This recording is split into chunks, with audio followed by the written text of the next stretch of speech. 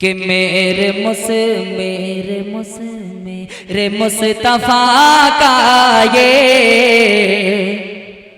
معجزہ نرالا ہے۔ تقریر سے ہم سب سامعین کے قلوب کو منور و مچلہ فرمائے۔ محمد سہیل صلی اللہ علیہ وسلم۔ السلام علیکم ورحمۃ اللہ وبرکاتہ۔ الحمد للہ الذی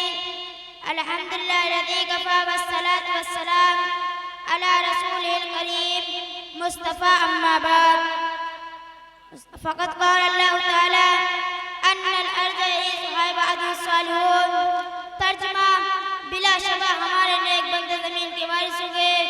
جب سر میں ہوائے طاعت تھی، سرسبز شجر امید کا تھا۔ جب سرسر اسیا چلنے لگی، اس پیڑ نے پھلنا چھوڑ دیا۔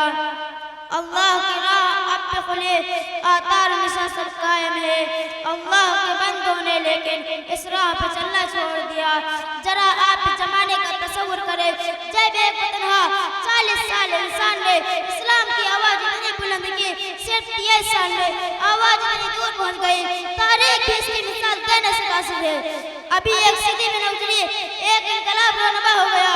جو غریب تھے وہ امیر ہو گئے، جو بیچارے چرواہے کہے جاتے تھے مسند اقتدار پر متمکن ہو گئے، جنہیں دنیا والے ان پر بدو کہا کرتے تھے انہی کا سیلی روا اتنی تیزی سے بڑھا، ربع مسکون عالمان و تہذیب تن مدن کا ڈنکا بجنے لگا۔ جو تعلیم و تہذیب پچھلی صفوں میں تھے وہ امام بن گئے۔ انہوں نے یہ ثابت کر دیا کہ قرآن کا اعلان اپنی جگہ درست تھا، ان الارض یرثها عبادی الصالحون۔ ترجمہ: بلا شبہ ہمارے نیک بندے زمین کے وارث ہوں گے۔ مسلمانوں کے عروج کی داستانیں دلچسپ حوصلہ افزا کیا اور روح پرور ہے۔ آج بھی ان کو پڑھ کر رنگوٹے کھڑے ہو جاتے ہیں۔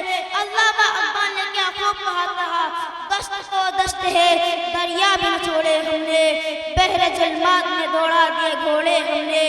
ایک وقت تھا جب مسلمانوں کی شوکت وسطوت و رعیب وحبت کا ڈنکا بج رہا تھا۔ چار دانے عالم میں ان کے عروج کی داستانیں دلچسپ حوصلہ افزا کیا اور روح پرور ہے۔ آج بھی ان کو پڑھ کر رنگوٹے کھڑے ہو جاتے ہیں۔ علامہ اقبال نے کیا خوب کہا تھا، دشت تو دشت ہے دریا بھی نہ چھوڑے ہم نے، بحر ظلمات میں دوڑا دیے گھوڑے ہم نے۔ ایک وقت تھا جب مسلمانوں کی شوکت وسطوت و رعیب وحبت کا ڈنکا بج رہا تھا۔ چار دانے عالم میں ان کے عروج کی داستانیں بروز بان تھی۔ وہ نیک تھے، راست بات تھے، صاحب صلاحیت تھے، موجود تھے، محق تھے، علم و دوست تھے، اور سب سے بڑی بات یہ تھی کہ وہ اپنے دلوں میں خدا رسول سے اتنی محبت کرتے تھے کہ اپنے مال و دولت اہل و عیال سے نہیں رکھتے تھے۔ یہی وجہ تھی جدھر روح کرتے انہیں فتح ہی نصیب ہوتی، جس سرزمین پر قدم رکھتے ان قدم چومنے کے لیے بے قرار نظر آتی تھی۔ سچ کہا ہے کہنے والوں نے، جدھر رخ کیا سلطنت زیر فرما، جدھر آنکھ اٹھائی ممالک مسجد، مگر وہی قوم ذلیل داغوار ہو رہی ہے۔ وہی اسلام کے نام لیو آج پہ در پہ شکستیاں کھا رہی ہیں، چین سے لے کر افریقہ کے ساحلوں تک، جہاں دیکھے مسلمان زندگی کے میدان میں شکستیں کھاتا چلا جا رہا ہے۔ آخر کیوں؟